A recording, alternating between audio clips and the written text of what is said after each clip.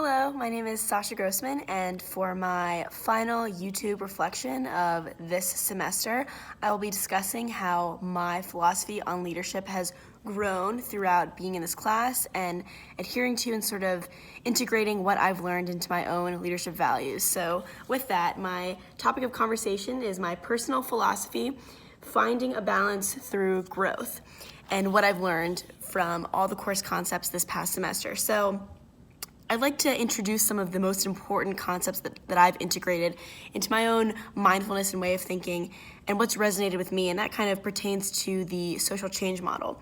And within that, some past experiences that I've had that relate to the social change model and my prior perspective and perceptions on leadership have to do with my research on allyship and how to be a better ally on campus. I'm doing an independent research project this semester about how college students at Virginia Tech can be better allies to people of color on college campuses and what that really means in the scope of today's world, how to be a better ally as an individual such as myself who identifies as white, who is privileged, who is a woman on a college campus.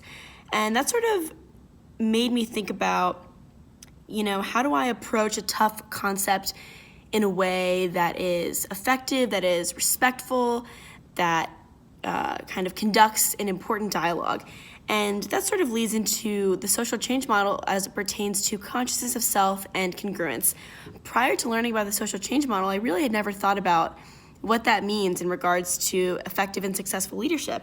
And the most important concepts that I learned from consciousness of self and congruence, which to me were the most effective and relatable aspects of the social change model, were mindfulness and living your own values, sort of thinking about what's important to you and trying to integrate that into the way that you work and into the way that you interact with others. And that also leads into a very important concept that we talked about very early in the semester, which resonated with me to no end, which is a leadership or a relationship-oriented leadership style versus task-oriented leadership style. And to me, I've always been a bit more of a relationship-oriented leader. I get very concerned with how my followers, for lack of a better word, or peers, or whoever I'm leading, feel. Do they feel that they can trust me? Do they feel like their voices are being heard? Do they feel comfortable? Do they feel safe? As opposed to a task-oriented leader, which is more concerned with delegating, with deadlines, with staying on schedule. And while, I think, of course, that's entirely important and absolutely necessary for any sort of leadership skill, sometimes I find myself trying to check in a bit more and make sure that everyone feels okay, everyone is doing all right, which is great. But in regards to finding that balance, which I discussed in my personal philosophy, finding that balance through growth, sometimes if you're too relationship-oriented, that will impair the ability to stay on schedule. But if you're too task-oriented, then you won't establish those important connections with your followers and that, sense of a safe and comfortable space where everyone feels heard. I remember in one of the modules, there was an article that Dr. C attached, I believe it was from Harvard, about Amazon. And Amazon did a study on two leadership groups, Group A and Group B.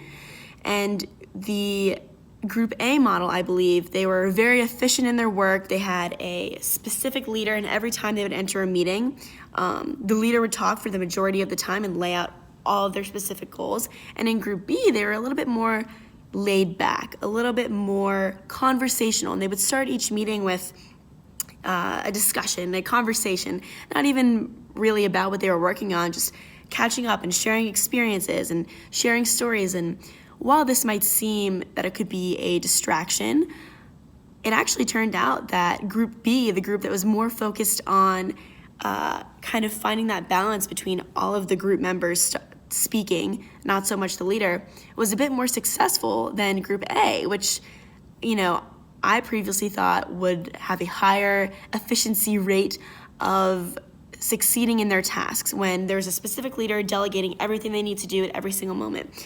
But it's that sort of relationship type oriented leadership and the consciousness of self, knowing your values and knowing that I want everyone to feel heard. I want this to be a cohesive and safe space for open dialogue that kind of leads to success. And, furthermore, I think that the social change model has taught me more about having self-confidence in myself, openness to feedback, and a readiness for change. Sometimes we get very scared, or I get very scared of change and trying new ways of leadership, especially when it comes to controversy. Another key course concept that resonated highly with me was controversy with civility. And that is the degree to which a group can exist harmoniously and effectively without too much disagreement, without conflict, and to make sure that group culture is going well.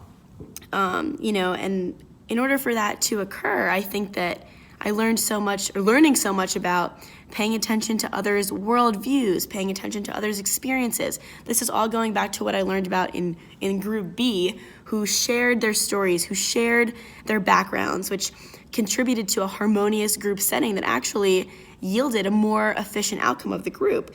And I think that it's so important to foster that dialogue and to ensure that I feel confident in my abilities to seem a bit vulnerable, to seem a bit open to sharing uncomfortable experiences so that my group feels comfortable sharing their experiences. So therefore, everyone as a whole is more excited and passionate and just knows what the common goal is for the group.